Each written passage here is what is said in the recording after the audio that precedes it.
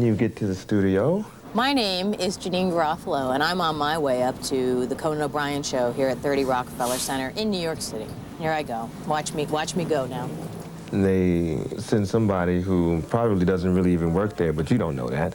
And they just come up and they say, "Hi, how are we doing? We love you having here. It's so wonderful. You know, we love everything about you."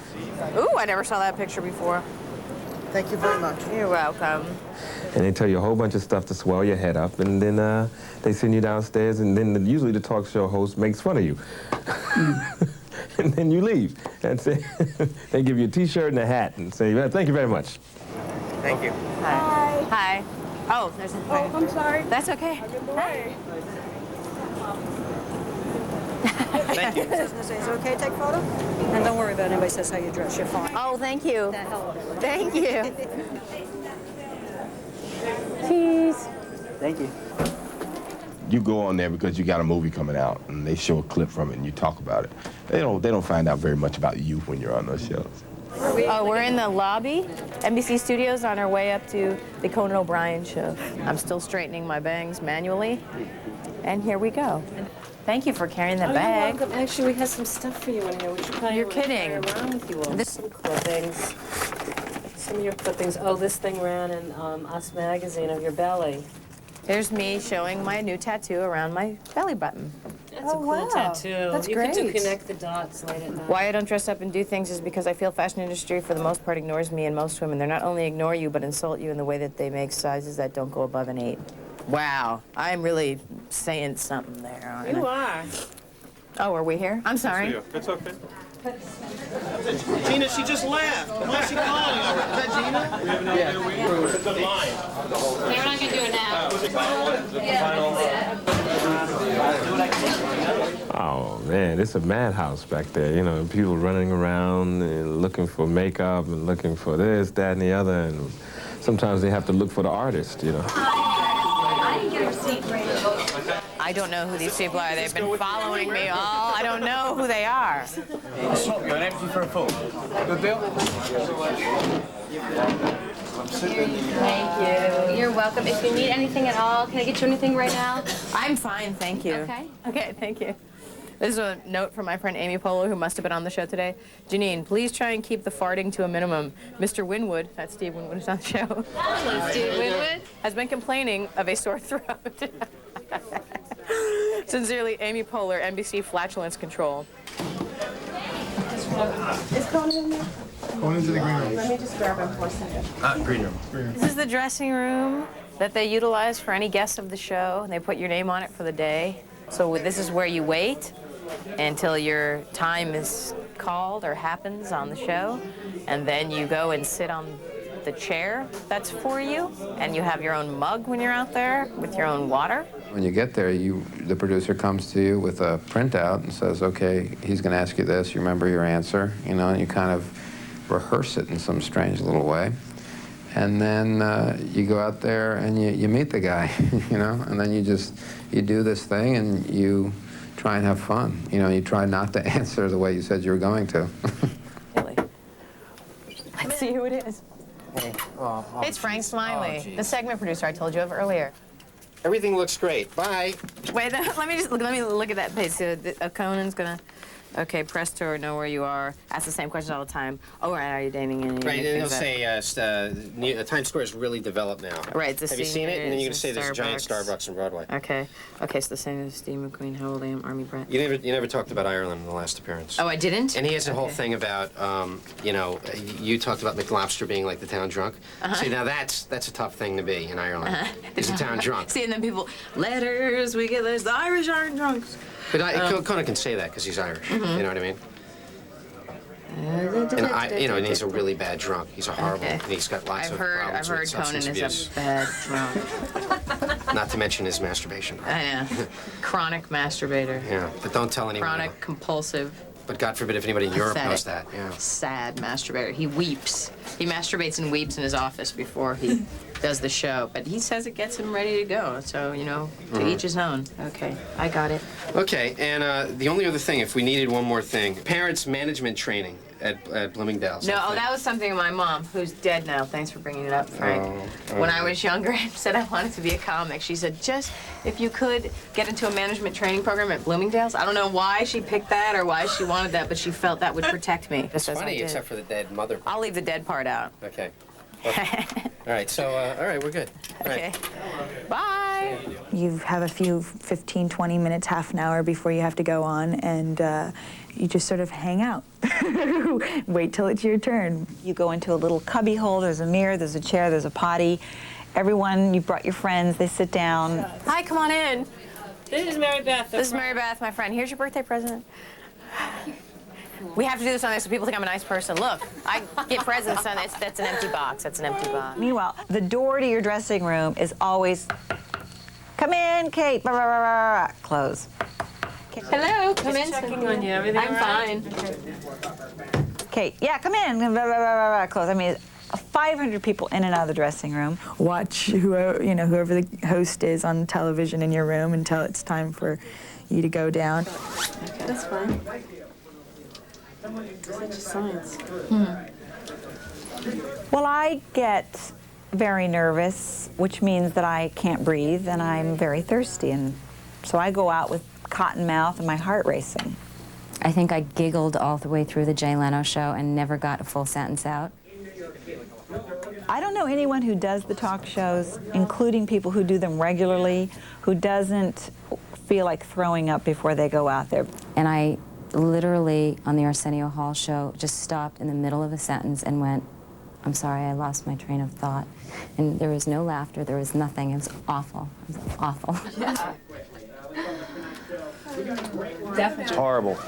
It's horrible. The nerves are incredible for me with those things. That's great.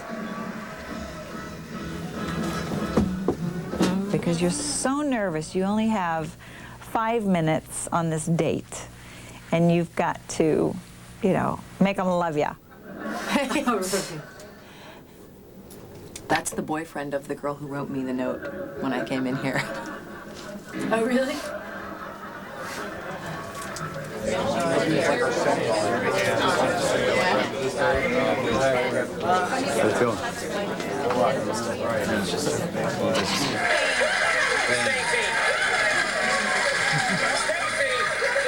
Mr. Leonard Frank. Your 2 dogs? Oh, the gynecology. I got 3. 3 dogs? I have 3. I'm not doing the gynecologist bit. Are you insane? Yeah. It's difficult for me to go out in front of an audience. There's so many, seeing the whole audience, everybody staring at you is a little nervous, nerve-wracking, makes me a bit nervous. Creative horn work. Now the band plays us out to a commercial. You're watching Bravo Profiles the entertainment business. Question to ask. Gee. It's like no business we know. The manipulation, the media, the mania. Be afraid. Be very afraid. All the egos we could fit into our 6-part special, and the folks who love to stroke them. Oh, and did we mention stars? What it's really like to go Hollywood. I'm really just a whore, prostituting my emotions for cash. There's no business like the entertainment business, really. All this week at 8 Eastern, 9 Pacific. Now, back to Bravo Profiles the entertainment business. I don't even know what interview did it. Tell us. I'll tell you now. I'm not very good on them because I feel pressured. Before you go on, they announce your name, and it's like, and then you're gone. You're out there doing it. I remember the first time I went on David Letterman. That was my first show. So scared, so afraid, but I had such a great time. By now, Sandra Bullock is reassuring the host. Are you having fun with this? Is it silly? Right now, am I having fun? Well, no, but... Oh, yes. I'm not particularly funny. I don't make people laugh easily. I'm a serious kind of soul, Quite often I used to come on too loud, too much, try too hard, get very sweaty. And I don't go on them very often. I'm not asked to go on them because they know. They know that I'm not good at them. Now it's just really, don't try to dominate the host. It's his show, and that's really important. Don't try to embarrass the host.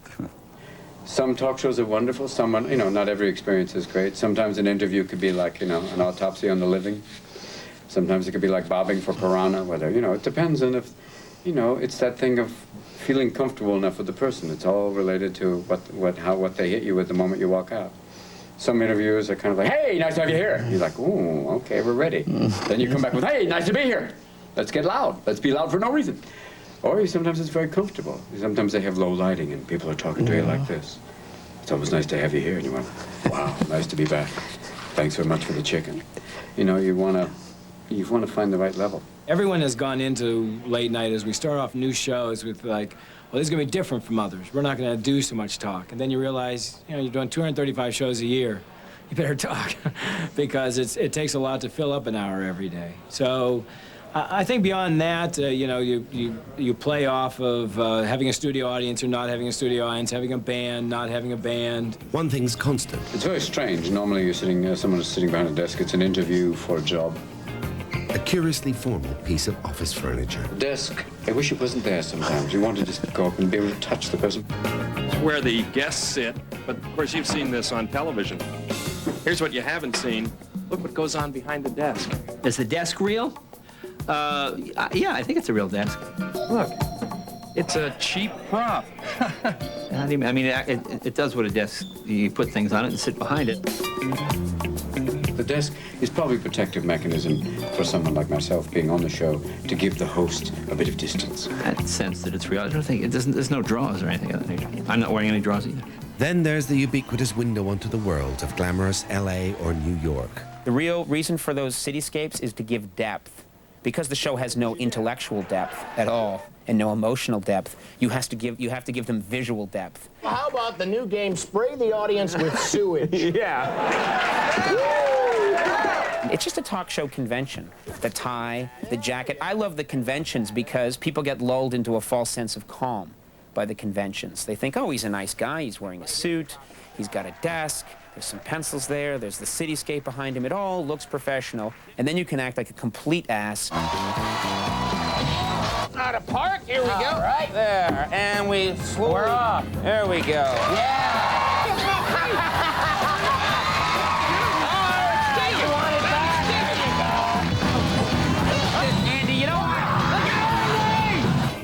So that's all you need. A desk, a chair, a band, a city backdrop, and a celebrity guest. No, I think the host is more essential than the guest because these guests make the circuit of every other show.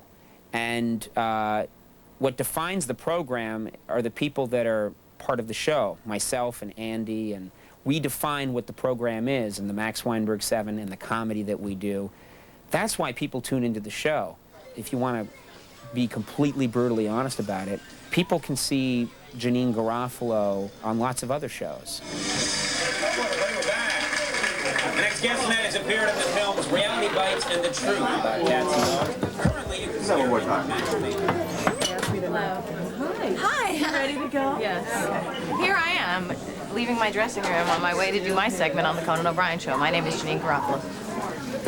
Hi, Mary. You can do whatever. Steve, when more?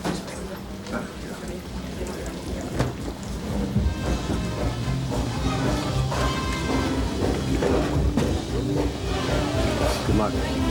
Gee, good luck. Boss. Welcome, Janeane Garofalo.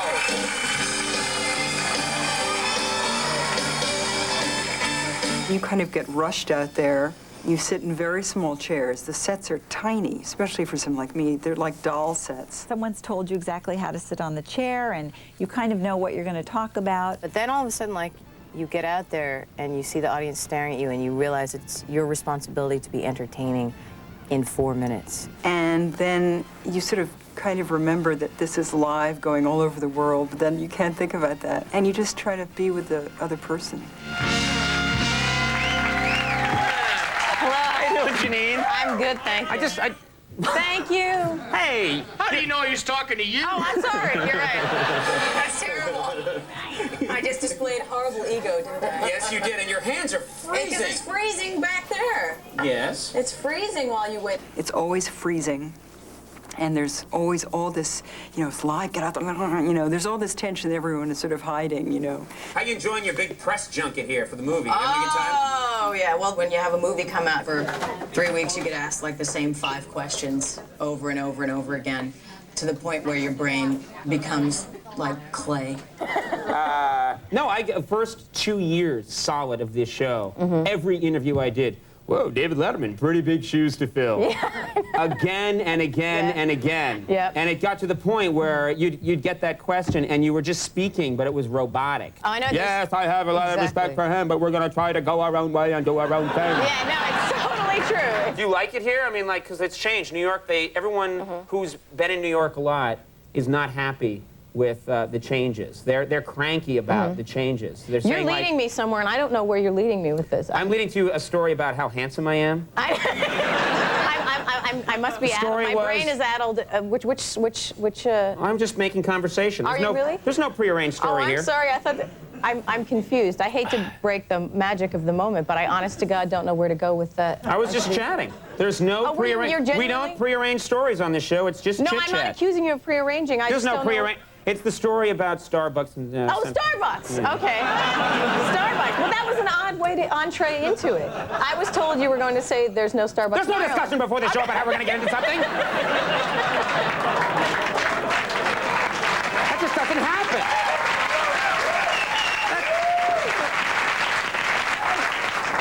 She's crazy. I know. I don't know what you're talking about. Show host. Bruce Springsteen's not the boss. I'm the boss.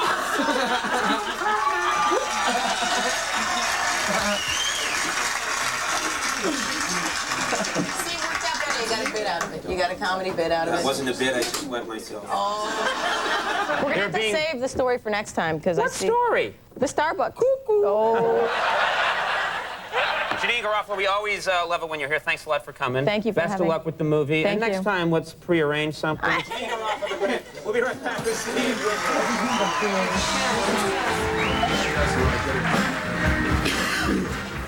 In case she comes out now.